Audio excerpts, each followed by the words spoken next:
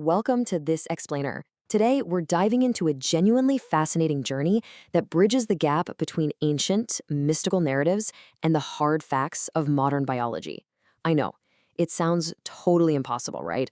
But stick with me because by the end of this, you're going to see a connection that is absolutely mind-blowing. So here's the big question to kick us off. Can an ancient myth actually explain modern genetics? Just think about that for a second. Is it possible that stories passed down by sages thousands of years ago could actually hold highly accurate microscopic biological truths and, do all of this without a single microscope? Just keep that in the back of your mind as we unpack this whole thing. Section 1. The Stubborn Sage Bringi. To really get this, we've got to look at the story of Bringi Rishi. He was a sage who was just so stubbornly devoted to the god Shiva that he completely refused to even acknowledge the mother goddess Parvati. Now, the traditional ritual of worship involved circling the deity. So, step 1. Bringi starts circling only Shiva, deliberately leaving Parvati out. Naturally, Parvati sees this and moves closer, sitting right next to Shiva. So what does Bringi do? Step 2. He magically transforms himself into a snake so he can just slither right through the tiny gap between them, literally still only circling Shiva. To stop this nonsense, Shiva and Parvati actually physically merge their bodies together. But man, Bringi is relentless. Step 3, he turns into a bee and tries to bore a hole straight through their joined bodies, probably right through the navel, just so he can keep his exclusive worship going. By the way, this unified half-male, half-female deity is known as the Ardnashvara form.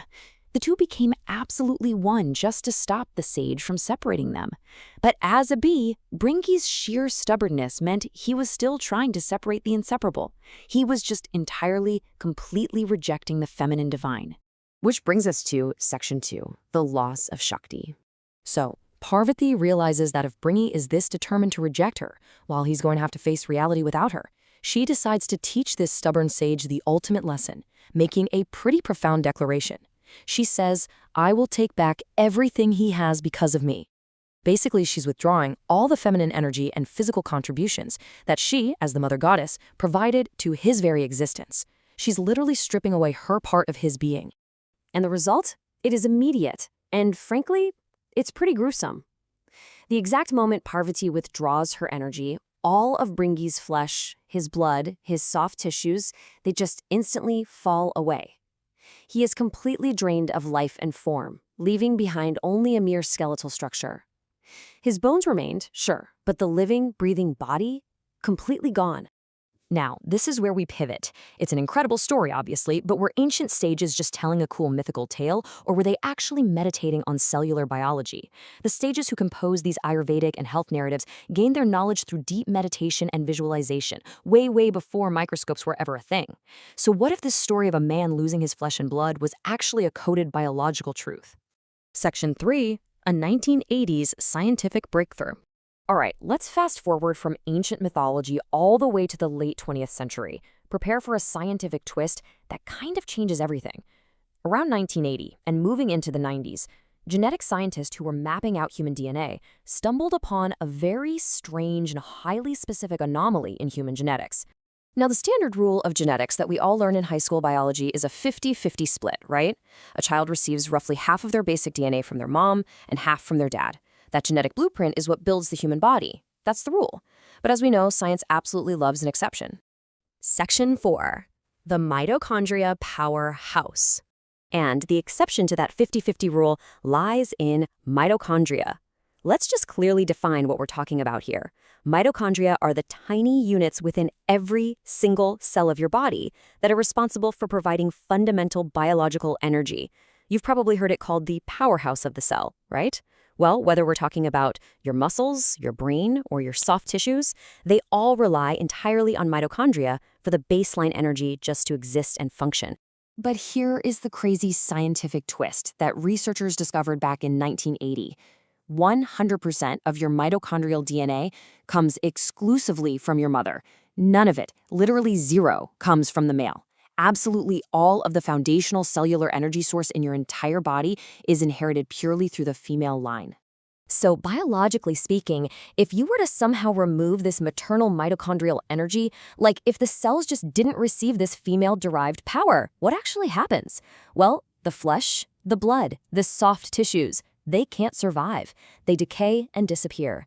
The only thing that would remain is the bone structure, simply because bones act as the underlying scaffold. Section 5. Ancient metaphor. Modern science. Guys, the symmetry here is just too exact to ignore. Let's look at it. On the myth side, the sage rejects Parvati. She withdraws her feminine contribution, and he loses his flesh and blood, becoming nothing but a fleshless skeleton. Then, on the science side, your cellular energy, the mitochondria, is 100% maternal. A loss of that maternal energy means the flesh and blood of human cells literally cannot survive, leaving only the structural scaffold of bones behind. The ancient story isn't just a myth, it's a flawless biological metaphor. But wait, it actually gets even better. Here is the linguistic smoking gun. In these ancient texts, the sages didn't just refer to the mother goddess as Parvati. They specifically referred to her as Shakti.